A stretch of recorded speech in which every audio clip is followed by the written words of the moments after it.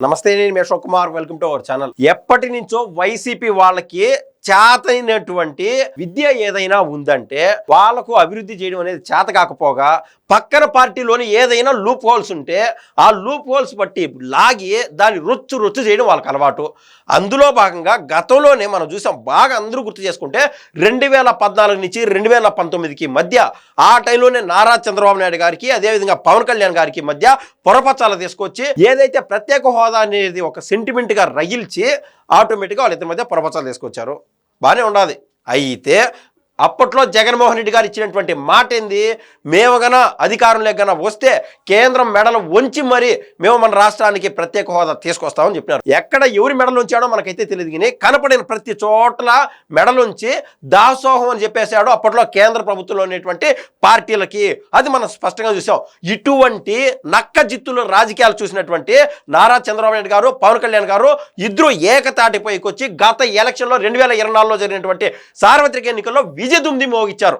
అందరికీ బాగానే తెలుసు, ఒక్క చోట ఏదైనా సరే ఒక మంచి పని జరిగేటప్పుడు 10 మంది చేతులు తోడవుతాయి. అలా కాకుండా మరొక సాటి ఎవరు, మరొక సాటి రాడివుడు అన్నట్టు ఏది మేము సింగల్గా వచ్చాము, ఎవరినైనా ఢీ కొడతాం అనేటువంటి అహంకారంతో, అంటే వాళ్ళలోగా ఒకవేళ వైసీపీతో పవన్ కళ్యాణ్ గారు గన పొత్తే గన పెట్టుకుంటే వాళ్ళు చేసినటువంటి తప్పులన్నీ ఆయన బయట పెడతా ఉంటాడు.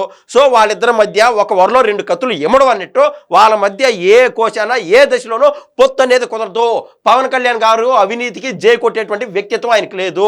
So always light minds joins each other అన్నట్లు పవన్ కళ్యాణ్ గారి యొక్క భావజలం అదేవిధంగా నారా చంద్రబాబు నాయుడు గారి యొక్క భావజలం కలిసినందునే ఇద్దరు కలిసి 2024లో పోటీ చేశారు. నేను ఇందాక స్టార్టింగ్లో చెప్పినట్టు జగన్మోహన్ రెడ్డి గారి యొక్క నక్క జిత్తుల రాజకీయం ఏ విధంగా ఉంటుందంటే, ఇప్పటికే దాదాపు వేల సంఖ్యలో జనసేన పేరిట అదేవిధంగా టీడీపీ పేరిట కొన్ని ఎఫ్బీలోనూ అదేవిధంగా ఇన్స్టాగ్రామ్లో అదేవిధంగా ట్విట్టర్లోనూ సపరేట్ పేజెస్ ఫామ్ చేసి ఈ యొక్క టీడీపీ ముసుగేసుకొని మళ్ళీ జనసేన ముసుగేసుకొని ఆటోమేటిక్గా వీళ్ళు ఏం చేస్తారంటే జనసేన వాళ్ళే టీడీపీ వాళ్ళపైన ఆటోమేటిక్గా కసి చూపించే విధంగా అదే మాదిర జనసేన కోసం ఏదైతే సపరేట్ పేజెస్ జగన్మోహన్ రెడ్డి గారి ఆధీనంలో ఏర్పాటు చేశారో ఆ పేజెస్ వారు ఏం చేస్తారంటే ఇమ్మీడియట్గా టీడీపీ వాళ్ళు తిట్టడం మొదలు పెడతారు. ఆటోమేటిక్గా ఇద్దరి మధ్య వైశ్యం రేకెత్తుతుంది, ఒక రగడ అనేది రాజుకుంటుంది.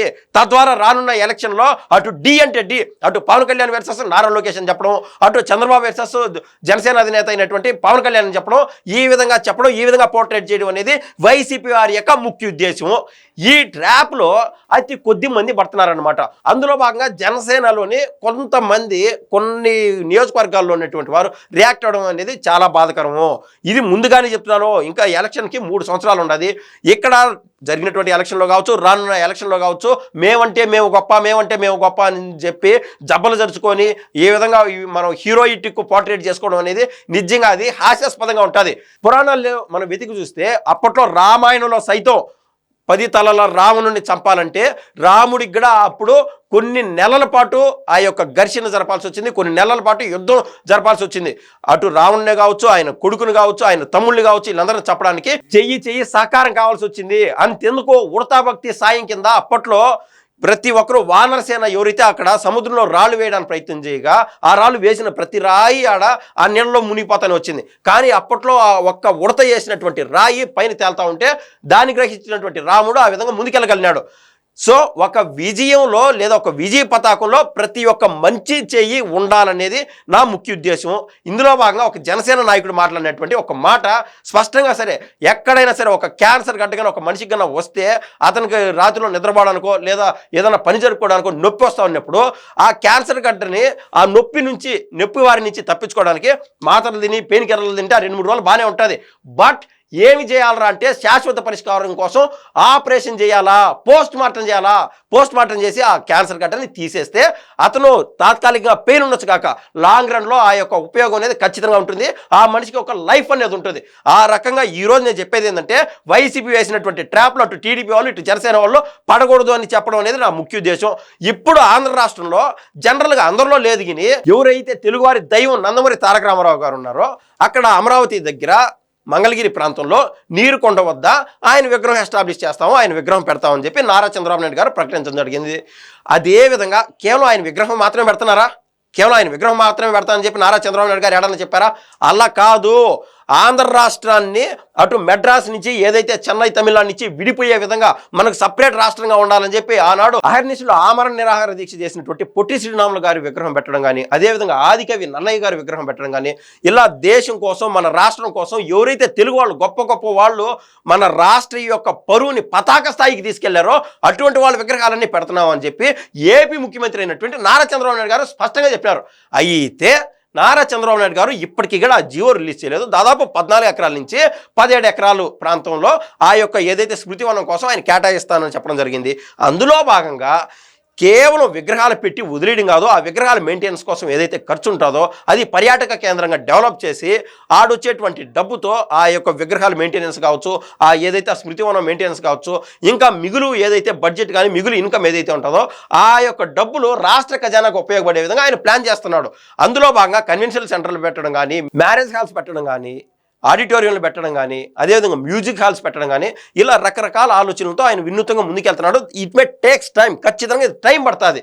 అందులో భాగంగా ఇప్పుడు కొంతమంది వైసీపీలో ట్రాప్లో పడినటువంటి కొద్దిమంది వేరే పార్టీ వ్యక్తులు ఏమంటున్నారంటే, ఏది కేవలం కించెత్ నాలెడ్జ్ ఉన్నటువంటి వ్యక్తులు వాళ్ళు ఆడ రామారావు విగ్రహాన్ని రాష్ట్ర ప్రభుత్వ ఖజానా నుంచి డబ్బు తీసుకొచ్చి ఇక్కడ విగ్రహం ఎస్టాబ్లిష్ చేయడం అనేది చాలా తప్పు అని చెప్తున్నారు.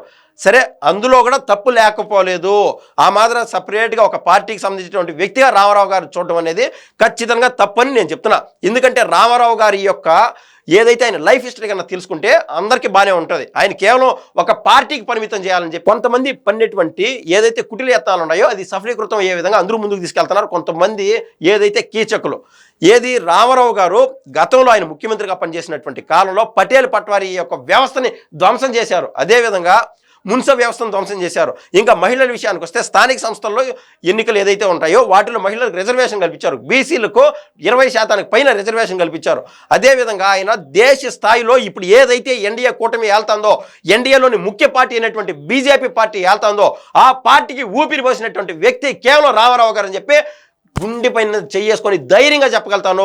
కావాలంటే హిస్టరీలోకి పోయి చూస్తే వేరే విధంగా ఉంటుంది, మీకు స్పష్టంగా అర్థమవుతుంది. ఆ రోజు అటల్ బిహారీ వాజ్పేయికి చేదోడు వాదోడుగా ఉండడం కావచ్చు, లేకుండా ఉంటే అదేవిధంగా ఎల్కే అద్వానికి తోడ్పాటుగా ఉండడం కావచ్చు, మన ఆంధ్ర రాష్ట్రం నుంచి బీజేపీ ఎంపీ ఆడు పోటీ చేస్తూ ఉంటే ఇక్కడ బేషరతుగా మద్దతు ఇచ్చి ఆయన గెలిపించి అక్కడ సెంట్రల్కి పంపించినటువంటి వ్యక్తిత్వం రామారావు గారికి మాత్రమే చెందుతుంది. అదేవిధంగా హెల్త్ యూనివర్సిటీ కట్టించడం కావచ్చు, మహిళలకి దేశంలోనే మొట్టమొదటి యూనివర్సిటీ కట్టించినటువంటి వ్యక్తి ఎవరైనా ఉన్నారంటే కేవలం రామారావు గారు మాత్రమే.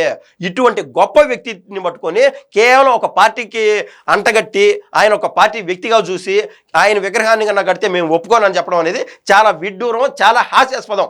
ఒక్క మాటలు చెప్పాలంటే గతంలో 1953లో మన ఆంధ్ర రాష్ట్రం అటు మెడ్రాస్ నుంచి విడిపోయి ఉండొచ్చు కాక ఆ టైంలో కూడా అంతెందుకు ఒక 3 సంవత్సరాలు దాటిన తర్వాత కూడా హైదరాబాద్ అనేది మన ఆంధ్ర రాష్ట్రంలో కలిసిన తర్వాత అమ్మడి రాష్ట్రంగా ఉన్న సమయంలో కూడా వాళ్ళు మద్రాసీలు అని చెప్పి యావత్ దేశం అంతా మన గురించి చెవులు కొరుకున్నటువంటి ఆ సమయం నుంచి నందమూరి తారక రామారావు గారు మన ఆంధ్ర రాష్ట్రం అంటే అది తెలుగోడిది అని మొత్తం ప్రపంచానికి చాటి చెప్పినటువంటి వ్యక్తి ఎవరైనా ఉన్నారంటే కేవలం రామారావు గారు మాత్రమే అని చెప్పి నేను స్పష్టంగా చెప్పగలుగుతా.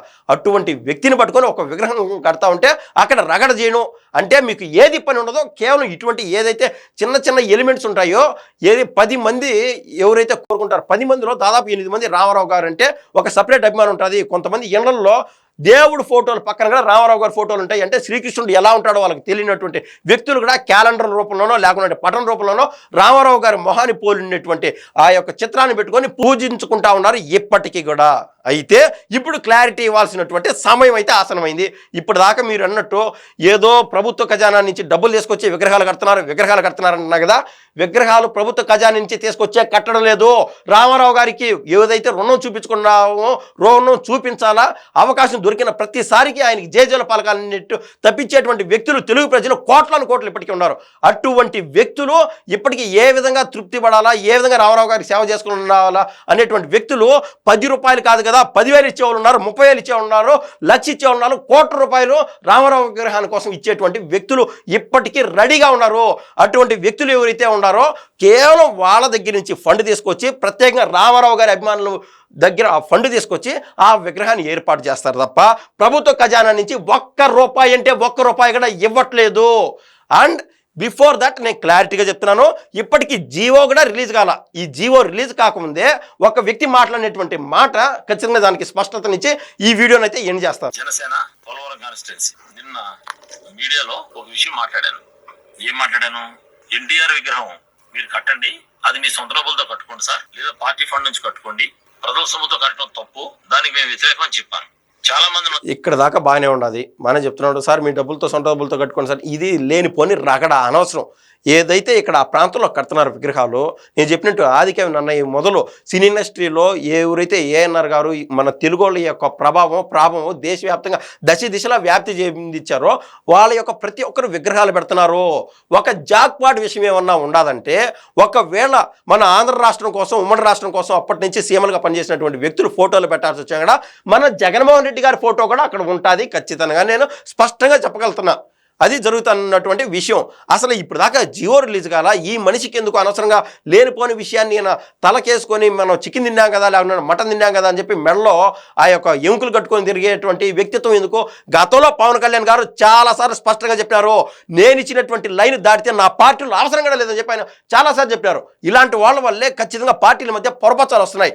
నేను స్పష్టంగా చెప్తున్నా, పవన్ కళ్యాణ్కి నేను వీరాభిమానిని. అనేక మార్లు వందల వీడియోలు నేను పవన్ కళ్యాణ్ గారి కోసం నేను వీడియోలు చేశాను. అలాంటిది మీరు కావాలని జగన్మోహన్ రెడ్డి గారి లబ్ధి చేకూర్చే విధంగా ఈయన మాట్లాడినటువంటి మాటలు మళ్ళీ చూపిస్తాను. ఈయన ఏదైతే వ్యాఖ్యలు చేశాడో అది స్పష్టంగా వైసీపీకి సంబంధించినటువంటి పేజ్లో వేసి వీళ్ళు ఇష్టానుసారం షేర్ల మీద షేర్లు, లైకుల మీద లైకులు, వేల సంఖ్యలో లైకులు, వేల సంఖ్యలో కామెంట్లు. మనకు రాష్ట్ర అభివృద్ధి అవసరం లే, మనకు ఆ కులం ఏంది, ఈ కులం ఏంది, ఆ మతం ఏంది, ఈ మతం ఏంది, ఏడన్నా రోడ్డుపైన ఎవరన్నా ఒకే కులానికి సంబంధించినటువంటి ఇద్దరు వ్యక్తులు కొట్లాడుకుంటే అది కేవలం పవన్ కళ్యాణ్ చంపేశాడనో లేకుంటే చంద్రబాబు చంపేశాడనో ఈ విధంగా అటు వైసీపీ వాళ్ళు మనపైన ఎక్కి పడతా ఉంటే మీరు కనీసం దానికి కౌంటర్ ఉన్నటువంటి వ్యక్తులు లేనిపోయినటువంటి విషయాన్ని, అసలు పబ్లిక్ డొమైన్లో లేనటువంటి విషయాన్ని రేపు విగ్రహం పెట్టేటప్పుడు ఖచ్చితంగా పబ్లిక్ నుంచి ఎవరైతే ఇష్టం చూపిస్తారో వాళ్ళ దగ్గర నుంచి మాత్రమే డబ్బులు కలెక్ట్ చేస్తానని చెప్పి నేను అనేక మార్లు చెప్పగలుగుతున్నా. లేనిపోయినటువంటి విషయాన్ని వీళ్ళు కావాలని రుద్దడం అనేది నిజంగా హాస్యాస్పదంగా ఉండదు. ఇంకా ఈయన మాట్లాడినటువంటి వ్యక్తిత్వం చూడండి, ఈయన మాట్లాడినటువంటి మాటలు నిజంగా అది వింటే టీడీపీ వాళ్ళకి ఎవరికైనా కౌంటర్ ఇవ్వాలనిపిస్తుంది. ఆ రకంగా మాట్లాడుతున్నాడు. దయచేసి టీడీపీ వాళ్ళు కూడా ఈ విషయానికి రియాక్ట్ అవుతుందని చెప్పి నేనైతే కోరుతున్నాను. కామెంట్స్ లో దమ్ముంటే నా నెంబర్ ఉంది, కాల్ చేసి మాట్లాడండి. నోటుకు వచ్చినట్టు మాట్లాడితే చర్మం తీస్తాను ఒక్కొక్కడిని, చర్మం తీస్తాను ఒక్కొక్కడిని. మీకు భయపడటానికి అల్లటప్ప ఉన్నాం అనుకున్నారా? నేను ఒకటే చెప్తున్నాను మీకు, జగన్మోహన్ రెడ్డికి భయపడి స్థానిక సంస్థల ఎన్నికల్లో పారిపోయారు పోటీ చేయకుండా మీరు బహిష్కరించి. అప్పుడు మేము జనసేన తరఫున మేము పోటీ చేసి కొట్లాడి గెలిచిన వాళ్ళం మేము. అన్న ఈ మాదిరి చెప్పుకుంటా పోతే ఏ పార్టీ ఎక్కడ ఏ స్థాయిలో ఏ మేర కష్టపడింది, ఏ మేరకు వాళ్ళ యొక్క ప్రాణాలు తాకట్టు పెట్టి పనిచేశారో మనందరికీ తెలుసు. తోట చంద్రయ్య గారి విషయం చూసాం, నడి రోడ్డు పైన ప్రాణాలు వదిలినాడు. గెలిపోవటం అనేది సెకండరీ, ఓడిపోతాం అని తెలిసి కూడా ఆ రోజున అంజిరెడ్డి తాత అయితే ఏ విధంగా ఆయన శక్తి చూపించాడో మనం చూసాం. ప్రాణం పోతే మేము ఏంద్రా ప్రాణం తీసేయండి, నేను ఖచ్చితంగా పోయి నామినేషన్ వేస్తానంటే వేసేది అని చెప్పి ఆ రోజు ఆయన తెలుగుదేశం కోసం ఆయన సపోర్ట్ చేశాడు. ఇవన్నీ ఎవరు మర్చిపోలా. కానీ ఆ కాలంలో మనం చూసింది ఏంది, ఆడ ఒకరో ఇద్దరు పోటీలు చేసి ఆడ కౌంటింగ్ టైంకి కూడా నేను పోయినాను. కౌంటింగ్ జరిగేటువంటి సమయంలో కూడా ఆఖరి నిమిషంలో రగడ రచ్చ ఆ టైంలో ఫైనల్గా అంతిమ తీర్పు ఏంటంటే వైసీపీ వాళ్ళు గెలిచేశారని చెప్పడం. దాదాపు 100-150 పైన ఓట్లతో టీడీపీ వాళ్ళు గెలిచిన చోట కూడా వైసీపీ వాళ్ళు గెలిచారని చెప్పి డిక్లేర్ చేసేశారు. మొత్తం పోలీసు వ్యవస్థ మొత్తం ఆ రోజున సింహాద్రి సినిమాలో మనం చూసాం. కేరళలో ఏ విధంగా అయితే బాయ్సబ్ చేతల్లో ఆ రాష్ట్రం అంతా వణికిపోయింది, అతలాకుతలం అయిపోయిందని మనం చూసామో అదే విధంగా ఆంధ్ర రాష్ట్రం జగన్మోహన్ రెడ్డి గారి యొక్క కబంధ హస్తాల్లో అణిగిపోతా ఉన్నింది. సరే మీరు అంటున్నారు జనసేన వాళ్ళు పోటీ చేశారు, వాళ్ళు వీళ్ళు చేశారని చెప్పి, నేను ఖచ్చితంగా దానికి కౌంటర్ ఇవ్వాలనుకోవట్లేదు. ఎందుకంటే పవన్ కళ్యాణ్ గారు అంటే నాకు వ్యక్తిగతంగా చెప్పలేనంత అభిమానం. మన మాత్రం మెచ్యూర్డ్లెస్ ఆయన కానంటే కాదు. ఆయన చాలాసార్లు చెప్పినాడు, నాకు నచ్చినట్టుంటాను, నేను దేశం కోసమే నేను పనిచేస్తాను, ఎవరు ఏమనుకున్నా నాకు ఫరక్ పడదు, నాకు ఎదురుగా ఎవరైనా సరే పార్టీకి ఇబ్బంది పడే విధంగా మీరు అడ్డంగానే మాట్లాడితే నా పార్టీలో పనిచేయాల్సిన పని లేదని చెప్పి ఆయన చాలాసార్లు స్పష్టం చేయడం జరిగింది. జనరల్గా ఇద్దరు కొట్లాడుకుంటే మధ్యలో వేరే లబ్ధి పొందినట్టు ఆ విధంగా జగన్మోహన్ రెడ్డి గారికి లబ్ధి చేకూర్చడానికి ఇలాంటి కొద్ది మంది వ్యక్తులు పనిచేస్తూ ఉండడం అనేది నిజంగా బాధాకరమైనటువంటి విషయం. ఎప్పటికైనా అప్రమత్తంగా ఉంటారని చెప్పి నేనైతే కోరుతున్నాను. ధన్యవాదాలండి.